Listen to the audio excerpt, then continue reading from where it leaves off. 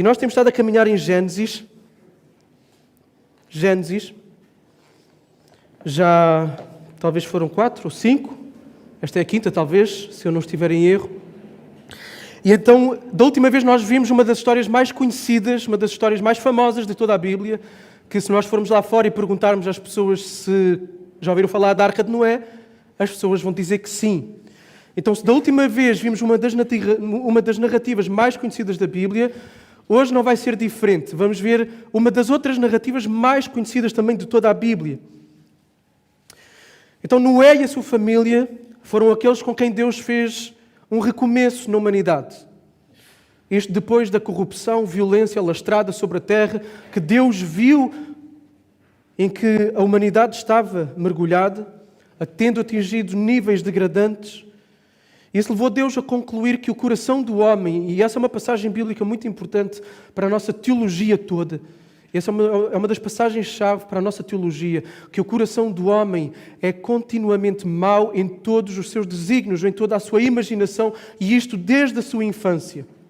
Ok? Esse versículo aparece repetido, não exatamente com as mesmas palavras, mas por 2 vezes na passagem que nós vimos em relação ao motivo que levou Deus a destruir o mundo e a humanidade através do dilúvio. Então, esta é uma marca ontológica. O que é que isto quer dizer? É uma marca que é intrínseca ao ser, à forma de ser, à forma de viver do homem desde a queda de Adão e Eva. É uma marca característica que está em Adão e Eva e em todos nós. Deus, no entanto, sempre lidou com graça, o tempo inteiro. Lidou com graça desde Adão e Eva, agindo graciosamente, mantendo uma linhagem daquele que viria posteriormente a esmagar a cabeça do que introduziu o mal, o pecado e o sofrimento no mundo. Daquele que introduziu o mal e o pecado no mundo, Satanás. Então isto foi prometido lá em Gênesis capítulo 3, que o descendente da mulher esmagaria a cabeça da serpente. O carrasco da serpente, o carrasco de tudo aquilo que ela representa, de toda a realidade de pecado, de sofrimento, de dor que ela trouxe para o mundo, o carrasco é Cristo. Foi ferido pelo diabo na cruz, porque nessa palavra que foi dada a Adão, a Eva e à serpente, é que a serpente feriria o calcanhar daquele que esmagaria a sua cabeça. De facto, Jesus foi para a cruz, Jesus foi morto, mas o golpe da serpente, na verdade, tornou-se o seu golpe fatal. Porque na morte de Cristo está a morte da morte, a morte do pecado e a morte da serpente, a morte do diabo. Então Jesus é a semente da mulher que foi prometida a Adão e Eva logo no início.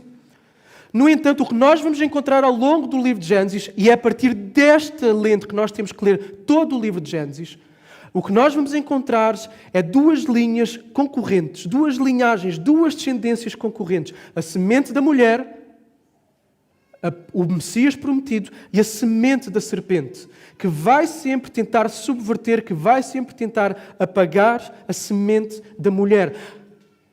Vemos isso logo com Abel e Caim. Caim, da semente da serpente, tenta abafar a semente da mulher. E parece que consegue, mas Deus suscita um descendente que Eva vai dizer, este é como Abel, este é como a semente da mulher, é fruto da promessa que Deus deu. E vem então Sete. A semente da serpente sempre tentará eliminar e sobrepujar a da mulher. E nos dias de Noé, era quase imperceptível a presença da semente da mulher. Quase imperceptível. Tal a violência, tal a corrupção, tal a perversidade que se tinha multiplicado sobre a terra. Mas um homem achou graça diante de Deus. Noé. Então Deus decide recomeçar, Deus decide erradicar toda a humanidade através de um grande dilúvio e recomeçar com este homem e esta família dele. No entanto, nós percebemos que, embora Deus tenha erradicado toda a humanidade, tenha mantido uma família, a família daquele que o amava, no entanto, a semente da serpente continua e persiste. E ela vem dentro da própria família de Noé, no seu segundo filho, Cã, que vai agir em desonra para com o seu pai Noé. E isto faz com que Noé vá proferir uma maldição, não a Cã, que cometeu o pecado, mas ao filho de Cã, Canaã. Isto porquê? Porque os filhos dele, os 3 filhos, já tinham recebido as bênçãos. Então agora a maldição vai cair sobre o filho de Cã, sobre Canaã. E uma bênção especial vai recair sobre Sem. do qual vai continuar então a descendência da mulher. O foco agora vai ser Sem e a sua descendência. A promessa do Salvador é confinada, é restrita à linhagem de Sem. E aquilo que nós vamos ter sempre no livro de Gênesis é exatamente este afunilamento em pessoas em quem Deus vai cumprir esta promessa. E é assim que nós temos que ler o livro de Gênesis. E no capítulo 10, que é para onde nós vamos, e vai servir de introdução para o nosso sermão de hoje, o narrador vai descrever os descendentes dos 3 filhos de Noé, demonstrando como a humanidade cresceu e se desenvolveu depois do dilúvio.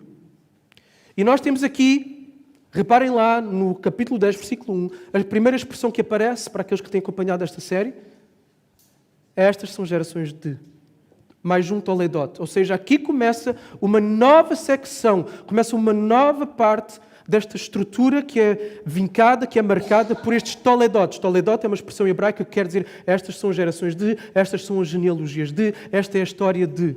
Okay? E o livro do Gênesis está dividido, está marcado no seu ritmo, na sua estrutura, através disto aqui. Então, o autor está-nos aqui a dizer, começa uma nova secção agora.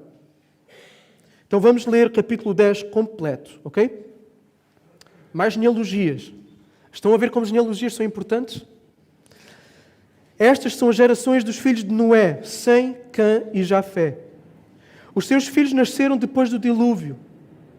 Os filhos de Jafé, Gomer, Magog, Madai, Javã, Tubal, Meseque e Tiras. Os filhos de Gomer, Askenaz, Rifat e Togarma.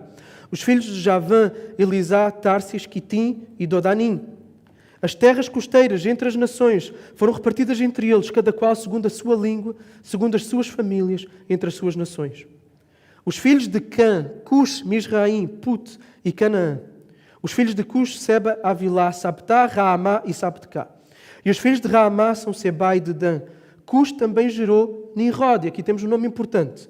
O primeiro a ser poderoso na terra. Ele era poderoso caçador diante do Senhor. Pelo que se diz, como Nimrod, poderoso caçador diante do Senhor. O princípio do seu reino foi Babel, Erec, Acad e Calné, na terra de Sinar. Desta terra ele foi para a Síria e fundou Nínive, Reobote, Ir, Calá, e Rezém entre Nínive e Calá. Esta é a grande cidade. Misraim gerou Ludim, Anamim, Leabim, Naftuim, Patruzim, Casluim, de onde saíram os filisteus e Cafturim. Canaã gerou Sidom, o seu primogênito, Iete, e também o Jebuseu, o Amorreu, o Girgazeu, o Eveu, o Arqueu, o Sineu, o Arvadeu, o Zemareu e o Amateu. Depois das famílias dos cananeus se espalharam. Os limites dos cananeus iam desde Sidom, prosseguiam até Gerar e chegavam a Gaza. De lá continuavam até Sodoma, Gomorra, Admá e Zeboim, indo até Laza. Esses são os filhos de Cã, segundo as suas famílias, segundo as suas línguas, nas suas terras, nas suas nações. Sem, ancestral de todos os filhos de Eber e irmão mais velho de Jafé, também gerou filhos. Os filhos de Sem foram Elão, Assur, Arfaxad, Lud e Arão. Os filhos de Arão, Uz, Ul, Jeter e Mas. Arfaxad gerou Selá e Selá gerou Eber. Eber gerou 2 filhos. O nome de um era Peleg, porque nos seus dias a terra foi dividida. Possivelmente está a apontar para o que vamos encontrar no capítulo 11. O nome do seu irmão era Joctã.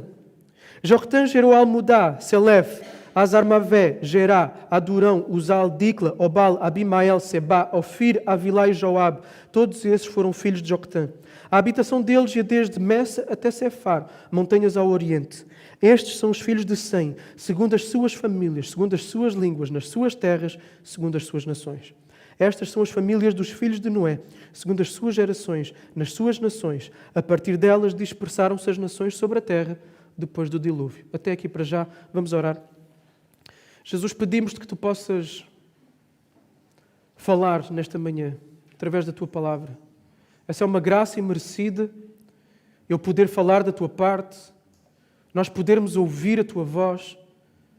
É uma graça nós podermos ser confrontados com a verdade que transforma. É uma graça tu nos constrangeres ao arrependimento. É uma graça tu nos mostrares mais da tua beleza, da tua glória, para sermos cativados a ti. É uma graça nós podermos contemplar a feiura, o mal que vem com o pecado. É uma graça nós podermos contemplar Cristo e a sua redenção. Jesus, tudo isso é uma graça, por isso suplicamos, tem misericórdia de nós nesta manhã. Tem misericórdia de mim. que a Tua palavra brilhe dentro dos nossos olhos, produzindo a resposta que Tu pretendes. Por isso, age, Espírito Santo, no nosso meio nesta manhã. Assim te pedimos, suplicamos, no precioso e glorioso nome de Jesus Cristo. Amém. Ok, esta passagem pode parecer que não tem muita coisa, e de facto nós não vamos ficar muito tempo nela. Ela servirá mais como um prelúdio, como um prólogo àquilo que nós vamos ver a seguir. E esta passagem é normalmente chamada de Tábua das Nações, ok? Tábua das Nações, uma vez que aqui está explicada a origem dos povos antigos do Médio Oriente, aqueles que dizem respeito a Israel como nação, ok? Os povos do mundo conhecido de Israel. Porque quem escreveu este livro foi Moisés, e Moisés escreveu este livro para os seus ouvintes, para os seus leitores, muito possivelmente quando estavam à beira de entrar na Terra Prometida. Então o texto, este capítulo 10, está dividido em 3 partes, de acordo com cada um dos 3 filhos de Noé e as suas descendências. Okay? Os descendentes de Jafé uma parte, os de Cã uma segunda parte, e na terceira e última parte os descendentes de Sem. E ao todo nós temos aqui 70 nações. Okay? Nós temos falado dos números simbólicos, número 7 como um número de completude. Aqui o 7 é aumentado pelo 0, 70, então aqui fala da grandeza, do grande número das nações. 14 vem de Jafé, 30 de Cã e 26 de Sem. E de uma forma genérica, okay? De uma forma generalizada, nem com todos foi assim, mas de uma forma generalizada, os descendentes de Cã estabeleceram-se no norte da África, okay? Os de Cã, de Canaã. Os descendentes, e também na costa ocidental do Mediterrâneo, que é aí que nós encontramos a terra prometida que o povo de Israel vai ter que conquistar aos cananeus. Okay? Os descendentes de Sem na Mesopotâmia e na Arábia, e os descendentes de Jafé na Europa e uma grande parte da Ásia Menor. Okay? Então os descendentes de Cã são aqueles que vão receber aqui neste capítulo a maior atenção, o maior foco. Isto porquê? Porque é entre eles que estão os maiores inimigos de Israel. E Israel estava à beira de entrar na terra prometida e a enfrentar muitos destes povos. E então Moisés, Deus quer que os israelitas saibam de onde vêm, que são da linhagem da serpente. Egípcios, babilónicos, filisteus, amorreus, gergazeus, todos esses nomes que alguns de nós, a maior parte de nós, talvez conheça das histórias bíblicas. Um dos descendentes de Cush é um homem que se chama Nimrod. E Nimrod significa rebelaremos, de rebelião, de revolta. Significa rebelaremos. E ele vai receber uma especial atenção porque ele está ligado às cidades de Babel, que é a palavra hebraica que é a palavra babilónica que para o hebraico é Babilónia. Okay? Então Babel e Babilónia é a mesma coisa, significa a mesma coisa. Então ele está ligado à cidade de Babel e está ligado à cidade de Nínive, que nós conhecemos da história de Jonas, na Assíria. E estes 2 povos, Babilónia e Assíria, são exatamente os povos que subjugaram e que levaram para o exílio e para o cativeiro o povo de Israel muitos anos mais tarde. Nações completamente pagãs, ímpias, que faziam um grande mal. Então o poderio militar destas 2 grandes nações é exatamente antecipado aqui. Ou seja, o povo de Israel não se devia surpreender, porque aquele que os fundou, Nimrod, era um grande caçador, um grande guerreiro. E essas nações viriam a ser grandes nações militares. E estes detalhes, quanto a Nimrod, ligam também ao episódio que nós vamos ver a seguir, no capítulo 11, que é o episódio da Torre de Babel. Encontramos também ainda a menção a 2 cidades que seriam fortemente punidas pela sua perversão e pelo seu pecado. Quais? Sodoma e Gomorra. Ou seja, está evidente que esta linhagem, esta descendência de Cã é a linhagem da serpente. Está óbvio, está escarrapachado. Agora, embora Sem seja o filho mais velho, ele aparece aqui no final. Normalmente devia ser o primeiro, mas aparece no final. Porquê? Porque o autor quer destacar esta linhagem, levando o nosso olhar mais específico para os descendentes de um nome que aí aparece, que nem sequer é filho de Sem. Na verdade, ele é bisneto de Sem, que é Éber. E Éber é o nome que vai dar origem à palavra hebreu. Hebreu. E esta passagem coloca para os primeiros ouvintes de Moisés a nação de Israel no seu contexto geográfico. As nações que estão à sua volta, a sua relação. Porque é que a sua relação com essas nações é como é? Porque é que a sua relação com a Assíria é como é? Porque Israel é a nação escolhida e as outras nações são as nações da descendência da serpente. Agora, o autor antecipa também aquilo que vai ser tratado com maior detalhe no capítulo seguinte. Isto é importante. O autor antecipa a dispersão e a diversidade das nações, a diversidade das línguas. Okay? E no capítulo 11, que é o que nós vamos ver agora, só uma parte, nós vamos ver o porquê de várias nações se da arca só saiu uma família, o porquê de várias línguas se da arca só saiu uma língua, mas nós vimos já aqui no capítulo 10 que eram várias as línguas, vários os povos e que eles migraram para vários lugares. Então o que o autor, o que Moisés vai fazer é, ele vai regredir cronologicamente, vai andar para trás face àquilo que ele expôs aqui de uma forma genérica, para demonstrar como esta divisão aconteceu e como as línguas surgiram. Então vamos para a nossa passagem principal de hoje, Êxodo capítulo 11, Gênesis capítulo 11, e a nossa passagem de hoje será até ao 9. Portanto, não serão 6 capítulos como da última vez.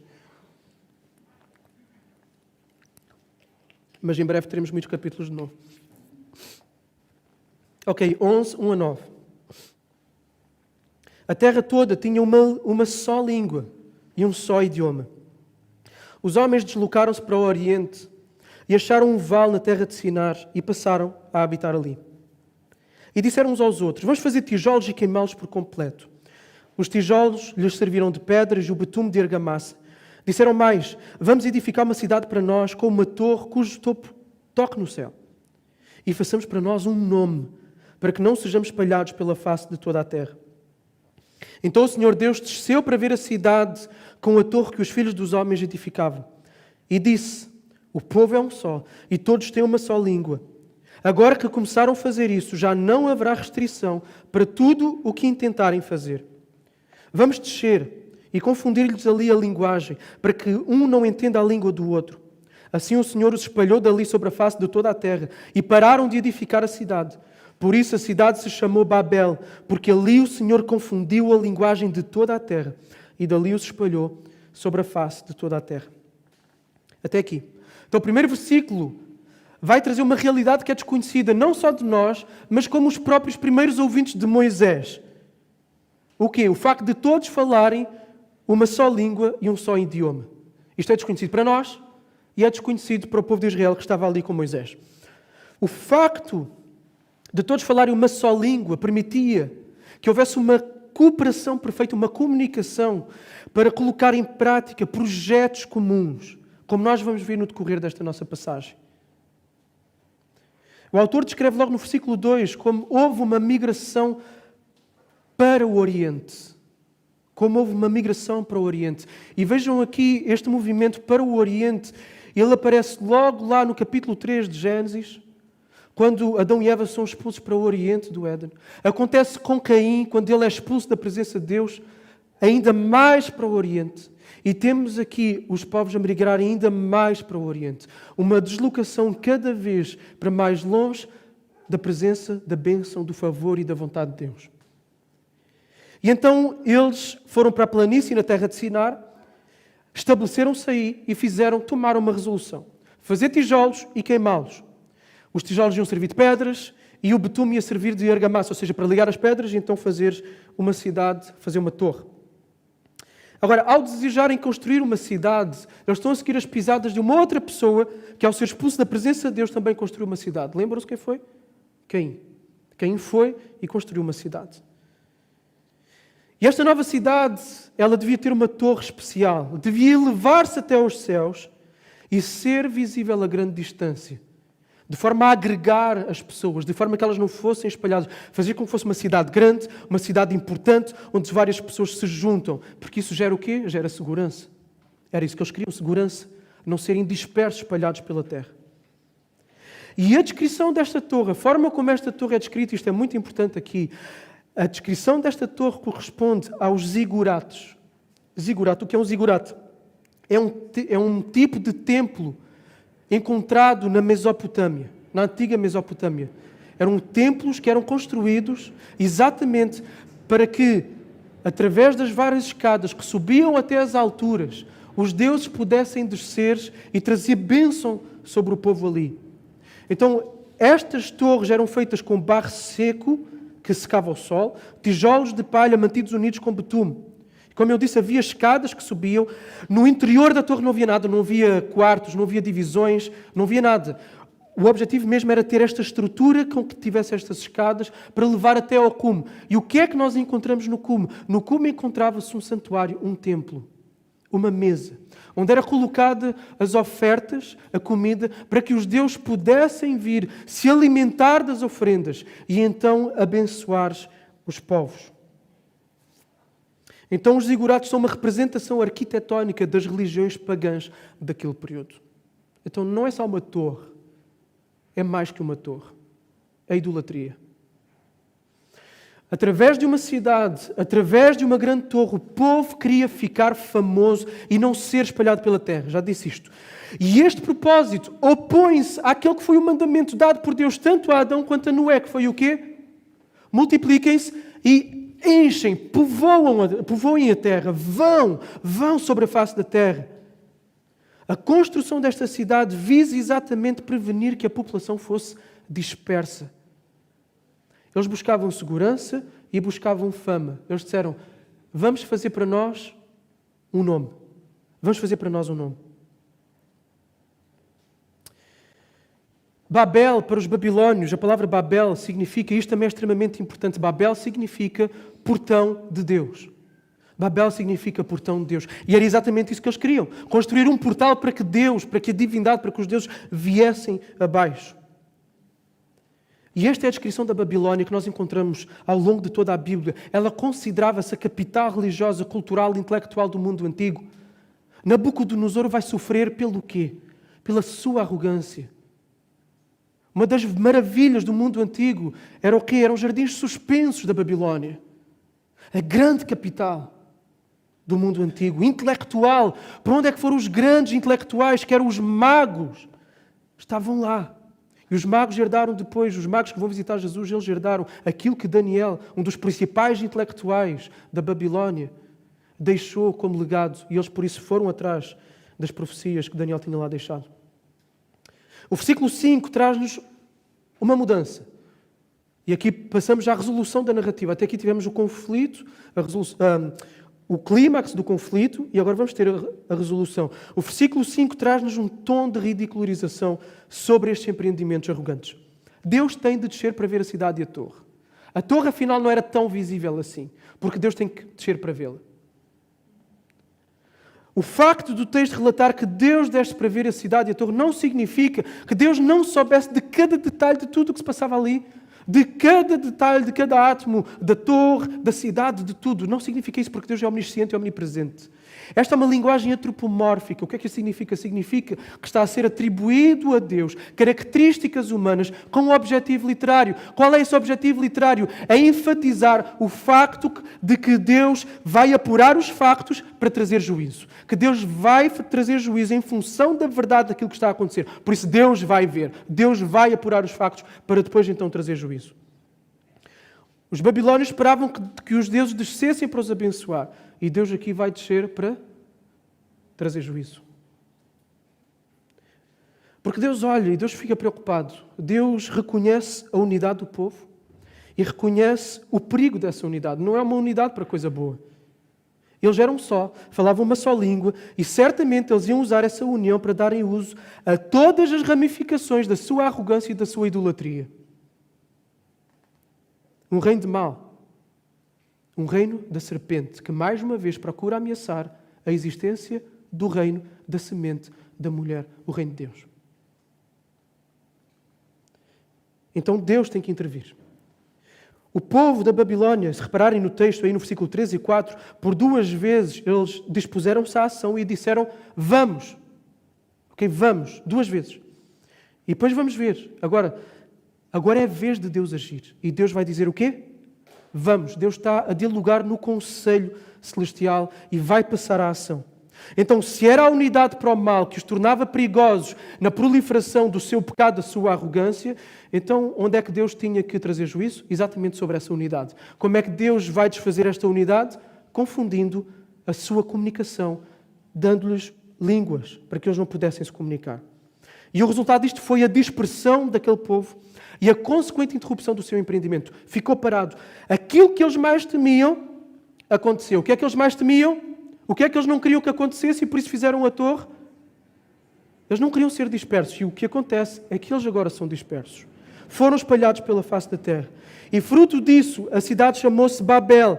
Sim, para os babilónios significa portão de Deus, mas neste versículo nós temos um jogo de palavras no original. Porque no hebraico, a palavra Babel tem semelhança sonora com uma palavra que é usada neste versículo. Confundir, que é Balal. Então, Babel, Balal, tem uma semelhança sonora. E há aqui um jogo de palavras para enfatizar esta ironia. Eles queriam ser o portão de Deus, mas tornaram-se numa confusão. Agora, lembrando primeiro que os ouvintes originais destas palavras de Gênesis foram os homens e as mulheres do povo de Israel antes de entrarem na Terra Prometida, eles encontram aqui uma mensagem de esperança, porque eles iam enfrentar os cananeus, os povos que os espias foram enviados por Moisés. Ao chegarem lá, eles voltaram e disseram ao povo, disseram a Moisés, descreveram estas cidades como sendo o quê? Grandes e fortificadas até aos céus. Grandes e fortificadas até aos céus.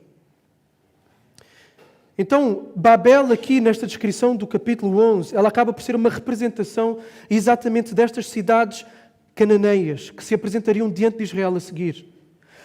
O povo de Israel chega e vê, não, estas cidades são grandes e são até aos céus.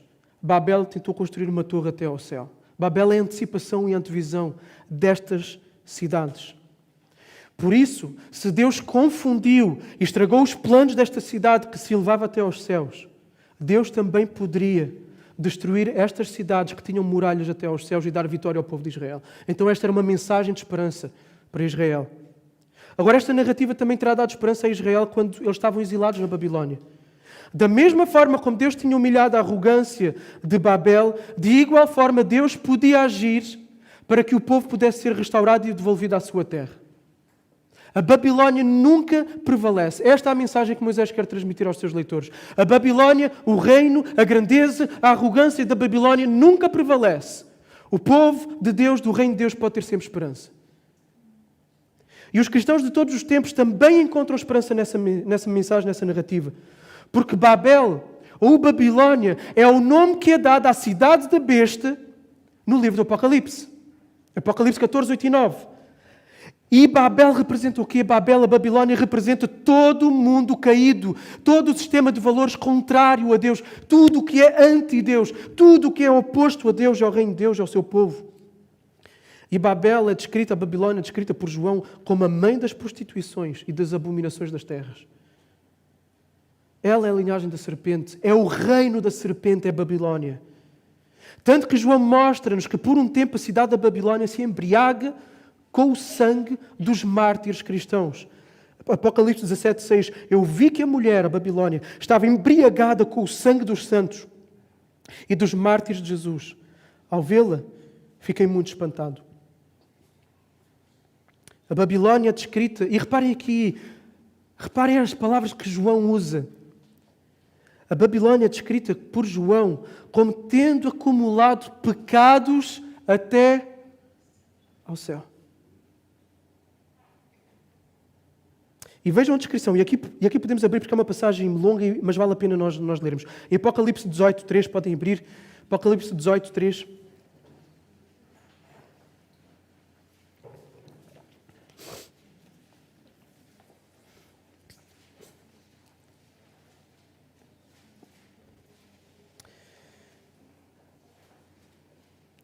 E aqui temos a descrição da humilhação que virá sobre a Babilónia, ou seja, que virá para todo o mundo sem Deus, para todo o mundo caído sem Deus. E diz assim, versículo 3, e leremos até ao 23.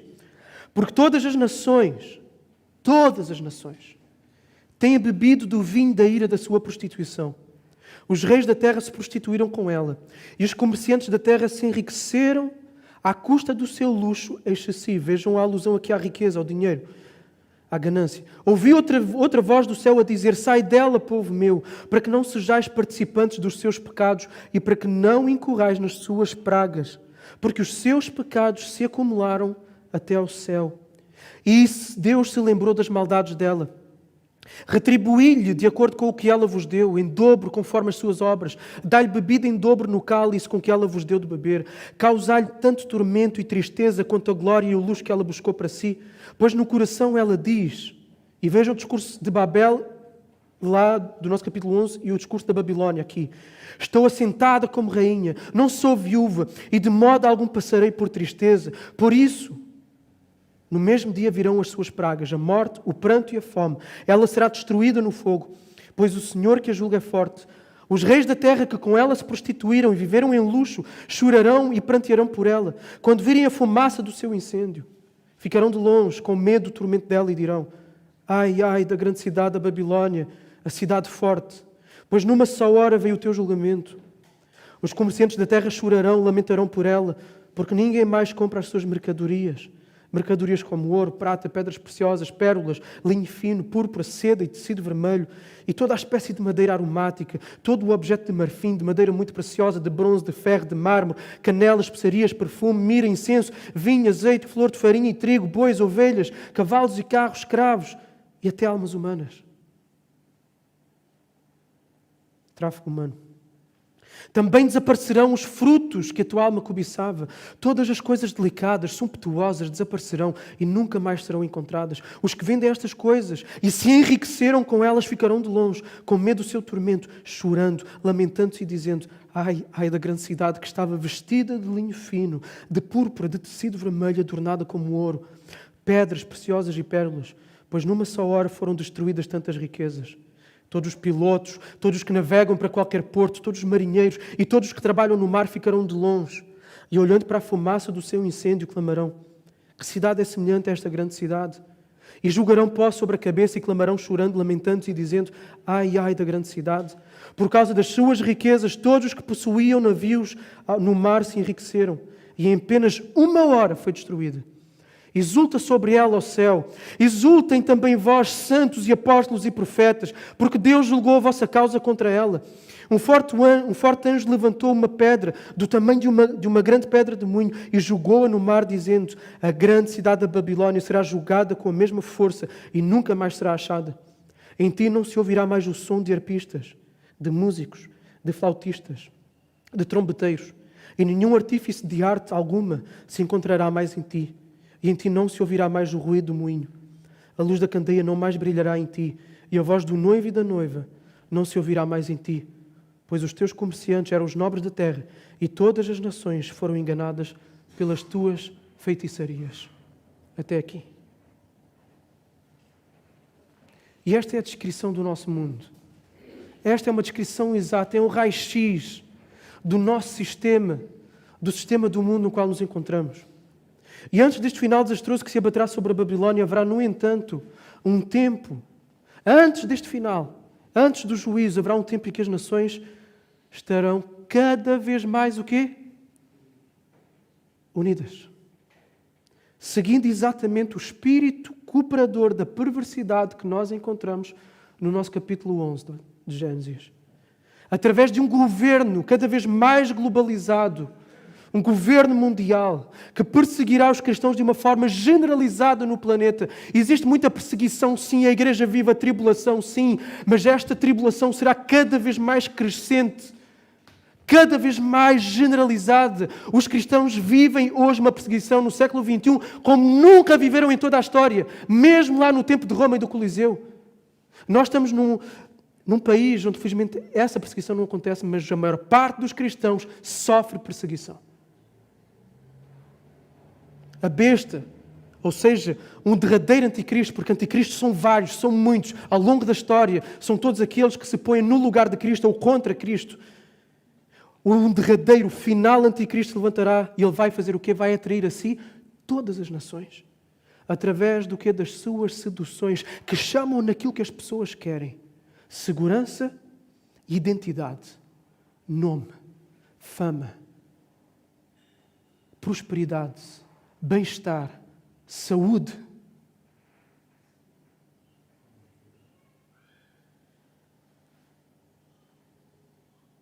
E então haverá uma grande perseguição contra os cristãos, como nunca houve até agora. Tem sido crescente E falámos disto quando vimos Mateus. Isto é como as dores de parto da mulher. São cada vez maiores. Ela não sabe quando será a última, nós também não. Mas elas vão ser crescentes. No entanto, da mesma forma que na nossa passagem de Gênesis 11, Deus interrompe este reino anti-Deus, a fim de, no capítulo seguinte, capítulo 12, chamar um homem, Abraão, para fazer avançar o seu reino sobre a terra, prometendo abençoar através dele e da sua descendência o quê? Todas as nações da terra, todas as famílias da terra. Então o plano de Deus é este.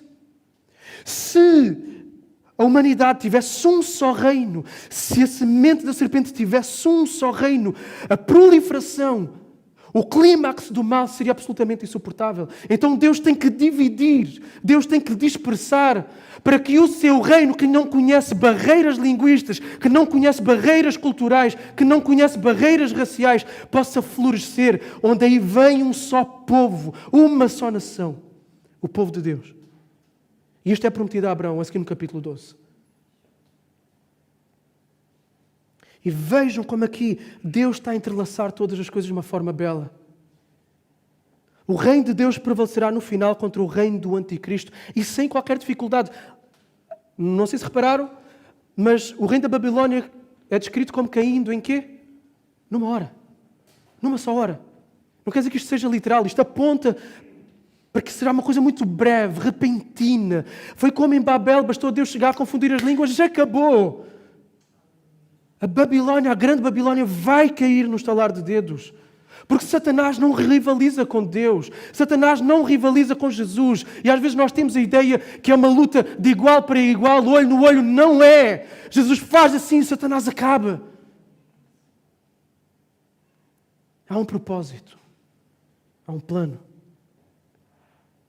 E o reino, a promessa da bênção sobre todas as nações, que foi prometida lá a Abraão, o cumprimento dessa promessa já se iniciou e iniciou-se em Atos capítulo 2, quando o Espírito Santo desce sobre as pessoas ali reunidas para elas falar em línguas. E elas falam em línguas. E os judeus que vinham de várias nações, ou seja, gentios que se converteram ao judaísmo, ou os judeus que estavam espalhados por outras nações, estão ali a celebrar o Pentecostes judaico, e aí o Espírito Santo desce sobre os cristãos. E eles começam a falar em línguas. E esses visitantes de outros povos e nações começam a ouvir, na sua própria língua, aqueles cristãos a falarem das grandezas de Deus, a falarem o Evangelho de Deus.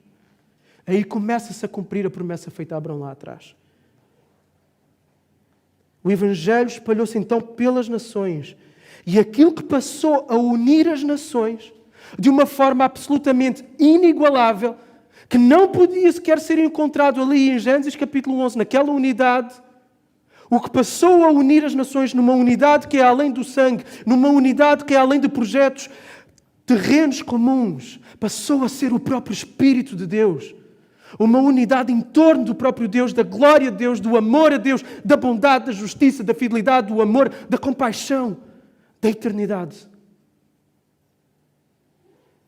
E deixou de haver, Gálatas 3:25, deixou de haver judeu e gentil, e são um só povo. Israel é um só, é a Igreja de Jesus Cristo. E por isso Pedro falou: vós sois geração eleita, sacerdócio real, nação santa, está a escrever para os cristãos, o Israel de Deus, povo da propriedade exclusiva de Deus. Para quê? Qual é o objetivo? Para que anuncieis as grandezas daquele que vos chamou das trevas para a sua maravilhosa luz. Ou seja, para falarem de um nome que não é o deles, o nome de Jesus. Os babilônios queriam ter fama para o seu nome. O povo de Deus dá fama ao nome de Deus. A partir desta passagem, nós devemos ter consciência de pelo menos três coisas de uma forma muito clara. A Babilónia está aí fora. A Babilónia está aí fora. Deus aqui no capítulo 11 limitou as aspirações globais arrogantes da humanidade, dando milhares de línguas, trazendo milhares de nações, milhares de povos. Isso impede esta cooperação. Vai-se tentando aqui ou ali essa cooperação e de facto ela vai crescendo, Deus vai tirando o travão. Mas a verdade é que até hoje nós encontramos uma guerra. Encontramos escalada de tensões entre China e Estados Unidos. Até há pouco tempo tivemos uma guerra fria entre Estados Unidos e Ocidente contra a Rússia. Então ainda existe esta tensão entre as nações. Mas, no entanto, caminhamos para um globalismo cada vez maior neste propósito anti-Deus. Vemos o espírito de Babel a crescer através do globalismo. E escrevam esta palavra, o globalismo. O globalismo. O globalismo.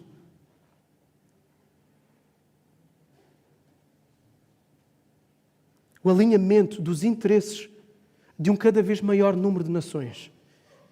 Em todo o mundo nós encontramos pautas ideológicas anti-Deus, anti-família e anti-vida.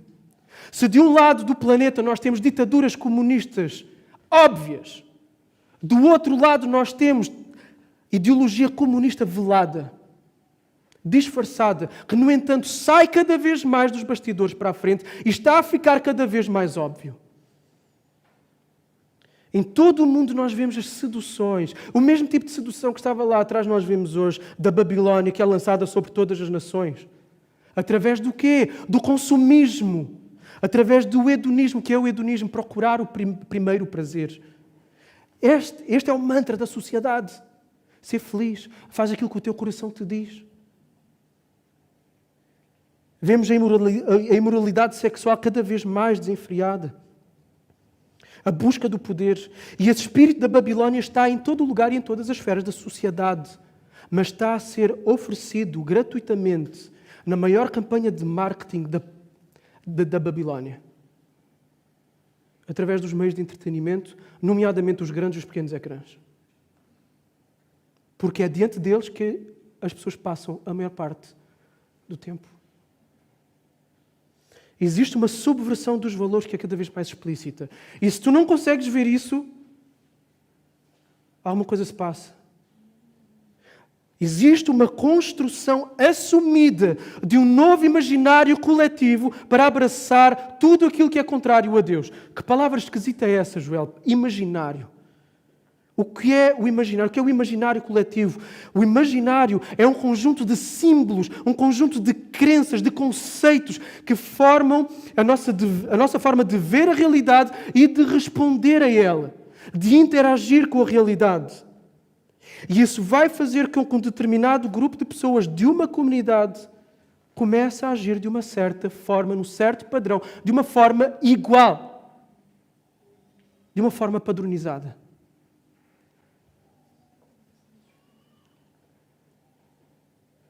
Padrão de beleza, onde é que ele anda? Padrão do bom. Atitudes virtuosas, louváveis. A percepção e a consciência do mal. Tudo isto é construído no imaginário coletivo. O imaginário é como se fosse um armário onde nós vamos guardando aquilo que recebemos, que nos vai fazendo criar estes conceitos de beleza, de justiça, de mal, de bem, de bom. E este imaginário coletivo, ele é construído a partir de referências que nos são dadas para beber. As referências do Ocidente, que fazem do Ocidente aquilo que o Ocidente tem sido nos últimos séculos, vêm de onde? O imaginário vem de onde? Vem dos valores de uma cosmovisão judaico-cristã, onde as virtudes cristãs são sobressaltadas. E isso vê-se de uma forma evidente nas artes. As artes sempre foram o principal veículo. Nós vemos arte logo ali, no Antigo Testamento. A forma como o templo foi construído, os detalhes. Tudo apontava para alguma coisa. Tudo apontava para algo superior. E o entretenimento, a arte, visa sempre apontar para algo superior. A arte nunca é inocente. Então isto é evidente nas artes, nomeadamente na literatura e mais recentemente nas produções cinematográficas ou televisivas. Existe, porém, atualmente, de uma forma cada vez mais acentuada, uma iniciativa de subversão do imaginário coletivo. O imaginário coletivo do Ocidente tem sido conduzido por valores cristãos. Mas agora temos uma pauta ideológica anti-Deus que está a tentar alterar esse imaginário coletivo, tentar alterar padrão de beleza, padrão de justiça, padrão das virtudes, daquilo que é bom, daquilo que é justo. Por exemplo, dragões na literatura. Dragões na literatura antiga, desde a antiguidade até há muito pouco tempo atrás, no imaginário coletivo ocidental, eram vistos como sendo o quê? Maus, sedutores, enganadores, implacáveis, destruidores. Mas hoje, o mal perde a sua feiura. Deixa de ser visto como mau e passa a ser abraçado. Aquilo que devia de ser assustador e do qual se deve fugir, passa a ter que ser abraçado e aceito como correto. Estão a perceber a ligação das coisas aqui? É a subversão do imaginário a fim de que passe a existir uma forma diferente de se interagir com a realidade, em que, como a própria Bíblia diz, aquilo que é mal passa-se a chamar de bem e aquilo que é bem passa-se a chamar de mal. E agora, como é que acham que estas coisas acontecem? É muita ingenuidade da nossa parte se acharmos que alguém chegar e começar a fazer um discurso óbvio. Não é! É através destes meios. E o meio principal da difusão destas ideias hoje é o entretenimento. Literário, ou cinematográfico ou televisivo. Se antes na literatura, se antes nos grandes filmes, havia aquilo que na literatura é chamada da jornada do herói, uma jornada do herói clara, onde o herói é sempre desafiado a sair do seu lar. Podem pensar no Hobbit, por exemplo. Ele é desafiado a sair do seu lar. Mas ele tem relutância sempre. Se repararem as grandes histórias, as grandes obras literárias, o herói tem sempre dificuldade em responder à sua vocação e em responder à sua chamada, em deixar o conforto do lar. Mas na jornada do herói o que nós encontramos é que, mesmo apesar desta relutância, ele vai deixar para trás aquilo que lhe é precioso. Porquê? Porque ele tem um senso de dever e de bem maior, de luta do bem contra o mal.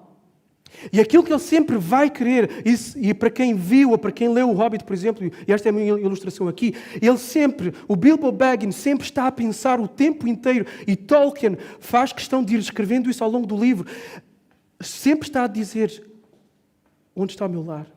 Eu queria estar na minha casa, eu queria estar no Shire, o conforto, a família, onde a paz é um símbolo de paz.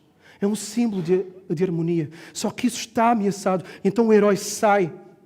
E o herói vai desenvolver virtudes, o herói tem defeitos, o herói redime-se, o herói destrói o mal, ele quase perde a sua vida ou até perde a sua vida. E depois como é que vemos? Vemos o regresso para o lar. Antigamente víamos isso.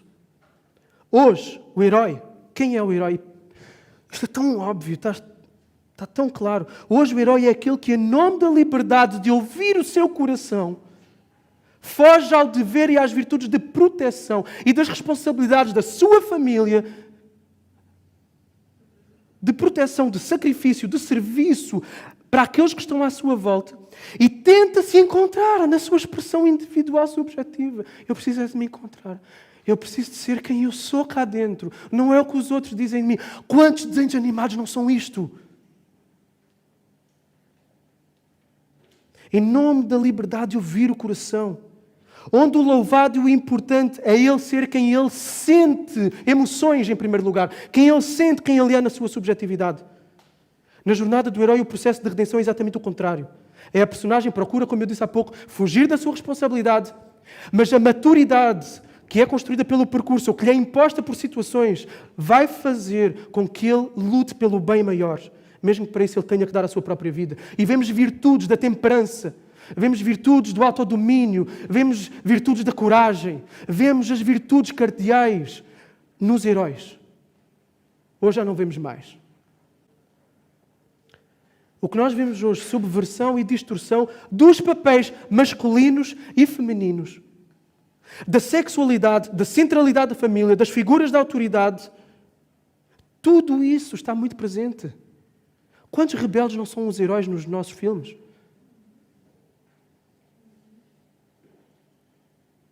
Isso está presente na sociedade, em todos os lugares, de uma forma mais ou menos explícita. E isso tem levado ao desenvolvimento do quê? Da ausência de heróis. E quem são os heróis? São aqueles que desempenham o seu dever, segundo Deus determinou. Por isso, na nossa sociedade, nós temos homens fracos, que não vivem a sua masculinidade como Deus a desenhou, visando a proteção, a provisão material, espiritual, emocional da sua família e da sociedade, através de uma liderança que é amorosa, que é firme, que é sacrificial, que se doa. Também tem levado à negação do papel da feminilidade como Deus a desenhou, onde o lar, a vida conjugal, a maternidade, o cuidado amoroso que visa o florescimento não só dos da sua família, mas das pessoas à sua volta, onde são nutridas pela mulher, na igreja, na sociedade, em que tudo isto perde a prioridade. Isto já não é mais prioridade naquilo que nos é comunicado hoje. E o imaginário vai sendo construído. E nós vamos recebendo isto.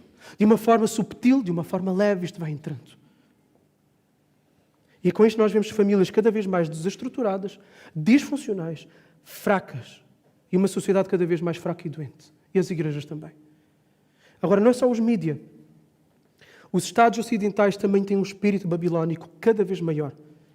Querem-se construir até às alturas, de forma que eles não têm muito diferente dos impérios antigos ou de ditaduras modernas explícitas.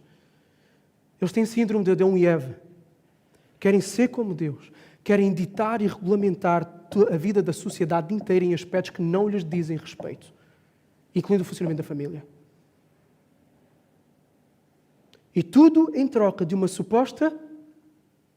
O que é que os de Babel procuravam? Uma suposta segurança. Uma das provas desta afirmação vê-se na área da educação através da imposição de pautas ideológicas. Imposição de pautas ideológicas. Ideologias como a de género. Ideologia de género é parte daquilo que os alunos em várias escolas da Europa têm que receber no seu percurso educativo. Basta nós olharmos para a família Mesquita Guimarães e tudo o que se tem passado em torno da família Mesquita Guimarães. Quem vê as notícias, acho que sabe quem é esta família. Uma família que recusou que os seus filhos fizessem a disciplina de cidadania. Exatamente porque na disciplina de cidadania estes assuntos são tratados. E é muito óbvio.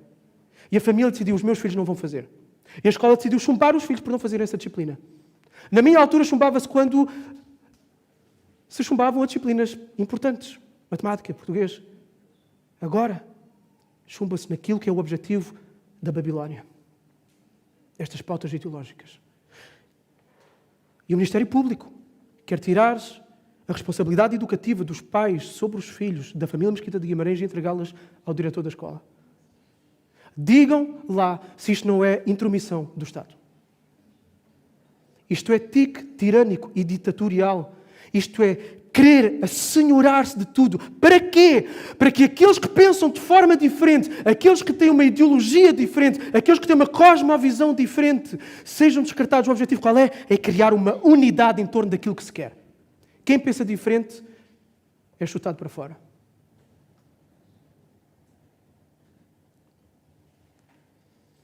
O Estado vai afirmando por essa e outras que os filhos não são dos pais, são do Estado.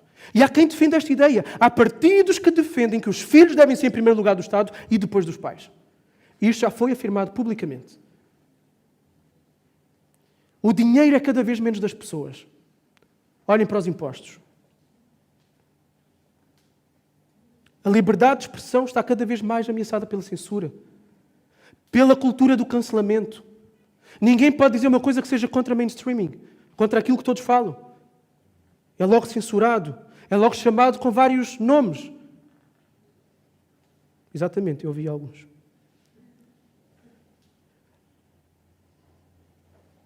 A liberdade de defesa pessoal não existe. A saúde é moeda de troca para a entrega de liberdades fundamentais. É ou não é? Foi ou não foi?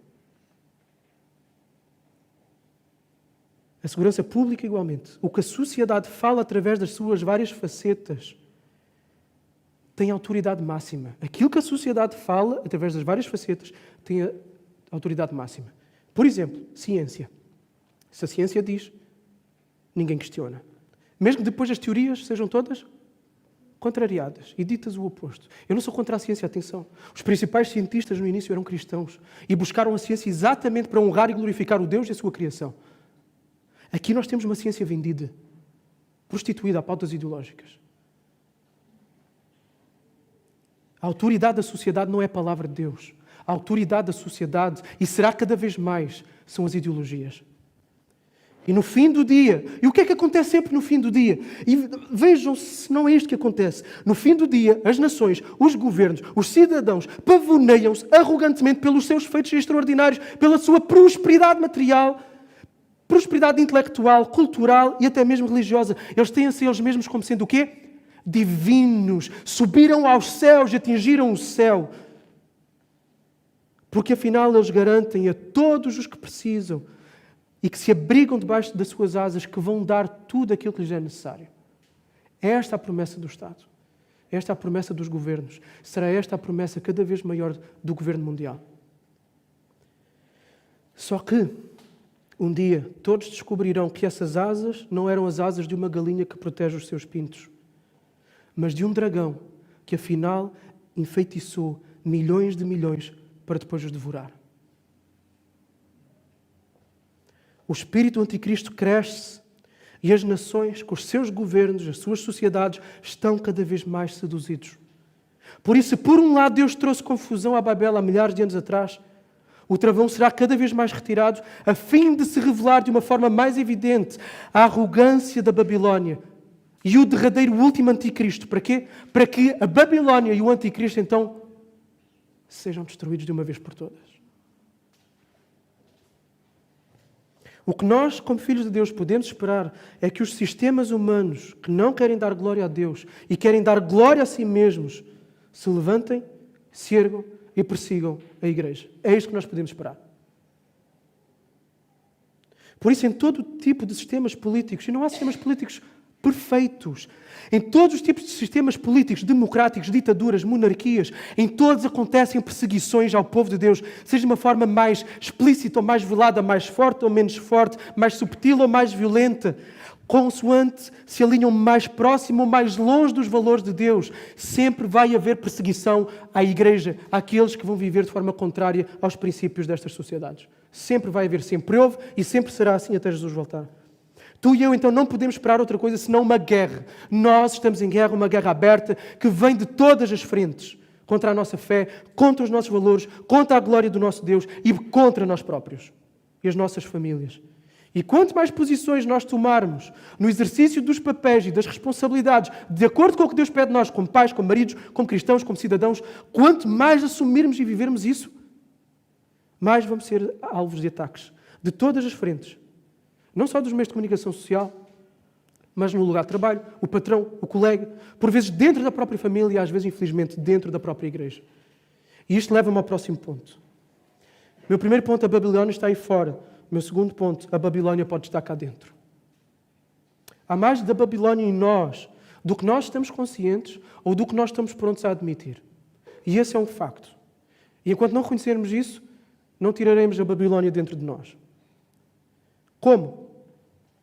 Sempre que nós agimos em função de nós mesmos e de acordo com as linhas em que se cose o mundo e a sociedade, sempre que buscamos a segurança em um nome em que Deus não está na equação, estamos a ser Babilónia.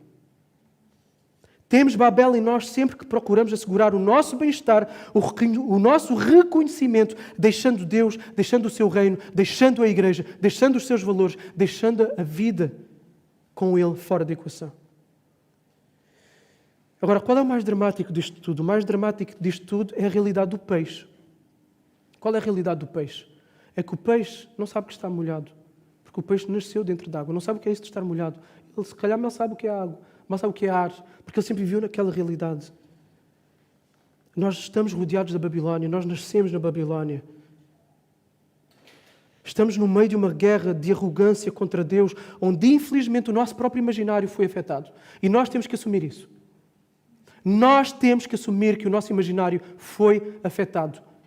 E por isso é que nós temos que estudar assuntos, temos que estudar a palavra de Deus para confrontá-los com aquilo que nós temos bebido ao longo de toda a nossa vida e recebido da nossa cultura.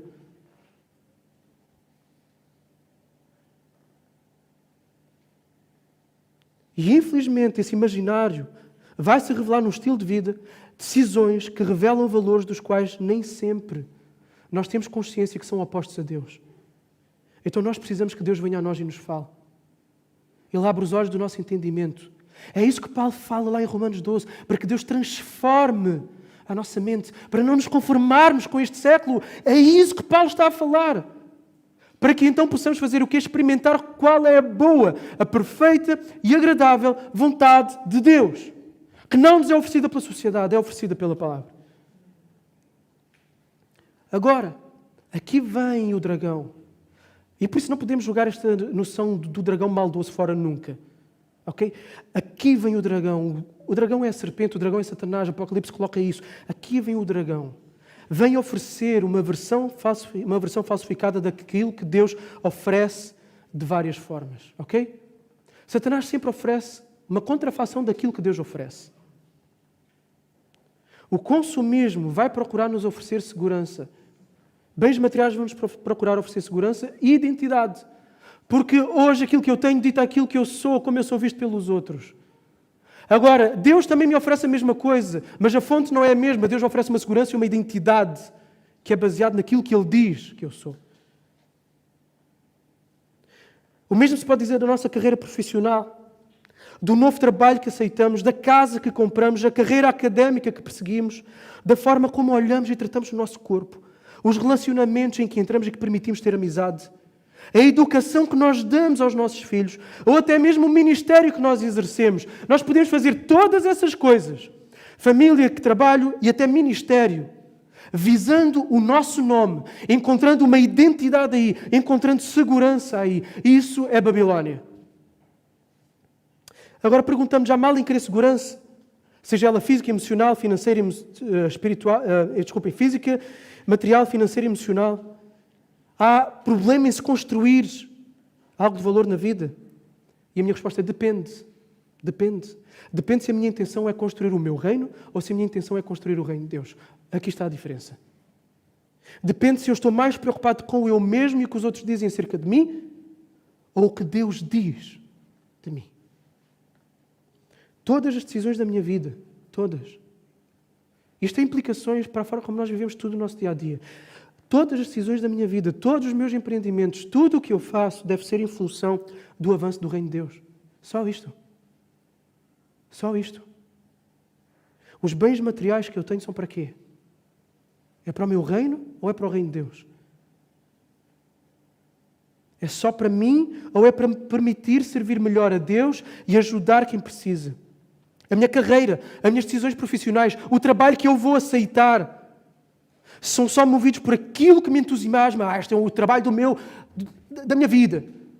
Por aquilo que Ele me vai dar financeiramente, que eu posso ganhar, ou por eu poder, através desse trabalho, com a mentalidade certa, querer entregar algo de valor para melhorar a vida das pessoas que estão à minha volta e, através dos recursos que eu tenho, poder contribuir para o reino, para a vida daqueles que precisam, para sustentar a minha família. São motivações diferentes. Estou a educar os meus filhos primeiramente para quê? Para forjar e formar o seu caráter, de forma a que eles amem a Deus acima de todas as coisas? Ou para que eles sejam alguém na vida,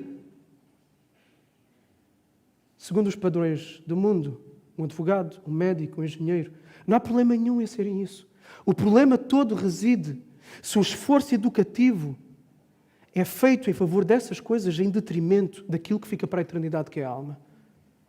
Porque nós somos capazes de nos sentar ao lado dos nossos filhos, seja para estudar com eles ou para fazê-los estudar, mas se calhar não somos capazes de abrir a nossa Bíblia para pastorear os nossos filhos de uma forma regular.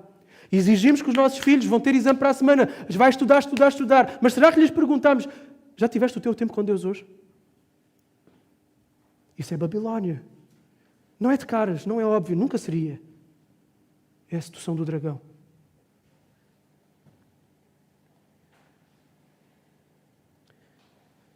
A questão é se o que eu estou a perseguir envolve algum tipo de desobediência ao que Deus deixa claro como prioritário. E o que é que Deus deixa como prioritário? Para mim, vida de igreja, vida de comunidade, entrega uns aos outros, discipulado, vida devocional, leitura da palavra e oração. Quantas vezes fica para trás em torno de coisas que me agradam primeiro a mim? Vida de entrega e sacrifício à família, amigos conhecidos, de entrega, de serviço a eles. Vida de evangelismo. Quantas vezes essas coisas não ficam para trás faça coisas temporárias que ficam para esta vida. Se para teres o que buscas tu precisas de sacrificar obediência e entrega ao reino de Deus, então estás a dançar a música da Babilónia. Paulo disse, o reino de Deus não consiste em comer e beber, mas em justiça, paz e alegria no Espírito Santo. No fim é isto que fica. É a alegria que nós temos em Deus. É a justiça que nós vivemos em Deus. É a paz que nós sentimos. E quando vivemos na Babilónia, isto não há. Por isso há casamentos infelizes. Por isso tu podes ter a carreira profissional dos teus sonhos e isso não te vai encher as medidas. Ok? Justiça, paz e alegria. Que é vivida na palavra, com a palavra, na comunidade, na obediência, no serviço ao outro lá fora. Na excelência, no meu trabalho sim, mas com os motivos corretos. Todas as minhas decisões, todas as minhas ações em cada uma das esferas da vida devem ser em função do nome de Deus e não do meu. E é isto que nós temos que nos perguntar. O meu reino, os meus projetos pessoais, onde Deus não entra com prioridade, o meu nome, estão fadados ao quê? Ao esquecimento, ao fracasso, ao desaparecimento. Quantas vezes na vida nós não quisemos construir da forma como nós queríamos, do jeito que nós queríamos, segundo as nossas intenções viradas para nós próprios, e no final aquilo foi um desastre absolutamente concreto, real e que se calhar deixou muitas marcas. Não prevalece. Não prevalece. O nosso nome não vem daquilo que nós fazemos. O nosso nome é Deus quem nos dá. Deus prometeu a Abraão, farei de ti uma grande nação e engrandecerei o teu nome. A David Deus disse, engrandecerei o teu nome. O que conta para a eternidade não é o nome que nós construímos segundo os padrões desta vida. O que conta para a eternidade é o nosso nome estar escrito no livro da vida. É nós vivermos em função do nome que é acima de todo o nome. Jesus foi muito claro antes de ir embora acerca de qual é a nossa missão. Não é construir torres de Babel. Toda a autoridade me foi dada no céu e na terra. Portanto, vão, façam discípulos de todas as nações, batizando-os em nome do Pai, do Filho e do Espírito Santo. Somos chamados a fazer discípulos. Discípulos que se identificam publicamente com um nome. O nome através do qual eles são batizados. O nome da Trindade, o nome do Pai, do Filho e do Espírito Santo. A nossa missão é fazer outras pessoas amarem o nome. Fazer outras pessoas se renderem a Jesus. Fazer discípulos de Jesus. Por isso, tudo na minha vida, tudo no meu casamento tem que ser virado para fazer discípulos. Ou seja, o meu casamento é para eu fazer a minha esposa, é para a tua esposa fazeres o teu marido, alguém que ama cada vez mais a Jesus. Esse é o principal objetivo do teu casamento. Também com esse objetivo vem o facto de vocês, como discípulos de Jesus, enquanto casal, fazerem outros discípulos de Jesus. Porque o vosso casamento é uma vitrine para algo superior, que é o relacionamento entre Jesus e a igreja, para que os outros vejam o que é a graça, o que é o perdão, o que é o amor. Então o principal motivo do casamento é fazer discípulos de Jesus. Sejam o cônjuge, sejam aqueles que se cruzam com o casal. E se nós, como casal, não andamos com esta intenção, nós vamos só viver em função de nós mesmos, das férias que podemos ter, da casa que podemos comprar, dos bens que podemos adquirir. E não há mal nenhum nisso. O problema é quando isso é mais prioritário do que fazer discípulos. Chamando jovens para a nossa casa para eles verem o que é um casal. Discipulando pessoas, ajudando pessoas que estão sozinhas, viúvas, divorciados, sozinhos, o que for. Onde está o nosso investimento? Onde está o nosso reino? A educação dos nossos filhos também tem que ter esta missão. Tu e eu temos filhos. Toda a gente tem filho aqui, levanta a mão. Toda a gente tem um filho. Não interessa se tem 5, se tem 50. Os filhos são dados na tua mão para tu fazeres deles discípulos de Jesus. É isto. Não há o que enganar, não há o que confundir. A tua principal responsabilidade como pai, como mãe, a tua principal preocupação, aquilo que te deve tirar o sono à noite, aquilo que deve fazer investir o dinheiro aqui ou ali, a forma como vais gerir o teu tempo, o teu relacionamento com eles, aquilo que tu vais exigir dos teus filhos, as palavras de conforto ou de confronto que tu lhes vais dar, deve ser em função de tu os trabalhares para eles amarem Jesus, para eles se converterem, para eles se arrependerem. A tua tarefa como pai e como mãe é esta. Esta é a nossa responsabilidade. Fazer dos nossos filhos discípulos. Dar o nosso melhor. Sim, precisamos de graça. Sim, vamos falhar. Sim, vamos olhar para o passado e vamos ver o que podia ter feito este melhor. Mas se ainda tens um filho nas tuas mãos, Ainda é tempo de ser o maior investimento da tua vida. Não é fazer dele um advogado, um empresário. Não é. É fazer dele alguém que ama Jesus com tudo.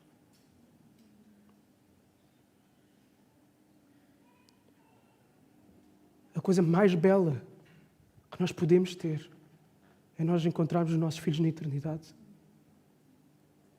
E uma das coisas mais tristes, que no céu não vamos sentir, porque já estaremos redimidos, mas mais tristes de antecipar aqui agora, é que os nossos filhos não amam Jesus. Precisamos ser mais intencionais na nossa educação. Agora, não esperem discipular filhos se o vosso casamento é o oposto daquilo que Jesus pede. Fracasso no casamento, fracasso no discipulado com o cônjuge, fracasso nos filhos. Isto serve para tudo. O meu trabalho é para fazer discípulos. Os teus colegas de trabalho com quem tu te cruzas. O dinheiro que tu ganhas através do teu trabalho é para investir em discípulos, seja missionários que vão fazer discípulos noutro lugar, seja pagares um jantar para estares com aquela família e poderes ensinar lá mais Jesus e que se calhar por isso tens que cortar noutra coisa que seria para ti. E vejam, é todos nós. E é aqui que nós dançamos na canção sedutora do dragão. Todos nós falhamos nisto. Todos nós estamos muito longe de fazer a nossa vida em função da missão. A nossa reforma, tu que estás aposentado, temos aqui alguns da nossa reforma. Esse tempo é para tu fazeres discípulos. Não é para agora vou desfrutar, até porque chega ao fim de uma semana, cansa, não é? A tua reforma, a tua aposentadoria é para usares o tempo mais livre que tu tens para fazer discípulos. É isto. Isto é fazer avançar o reino de Deus. E para acabar, o reino de Deus prevalece sobre a Babilónia. O texto nos ensina de forma clara que não vale a pena competir com o reino de Deus. Não vale a pena. Não vale a pena competir. Está destinado ao fracasso. Sempre que sempre que agimos em arrogância, nós podemos esperar confusão e frustração. Sempre, mais cedo ou mais tarde. Deus vai-te trocar as voltas. Deus troca-te as voltas. E isso é uma ação da graça de Deus. Agora, Deus, se for nesta vida aqui, porque alguns vão ser trocados nas voltas só no lado lá, sem retorno, no inferno. As tuas iniciativas sem Ele, com prioridade, vão ser dispersas. O teu trabalho, enfim, o que for, vai ser disperso, vai ser jogado ao vento. Por isso, aproveita esses momentos. Quando vem frustração nos teus planos, quando as coisas não acontecem como tu desejavas, não quer dizer que a matemática seja sempre essa, mas aproveita o momento para analisar e ver, será que eu tenho estado a construir Babel? Ou será que eu tenho estado a construir o reino de Deus? Com que reino estamos comprometidos? Então eu quero te exortar nesta manhã.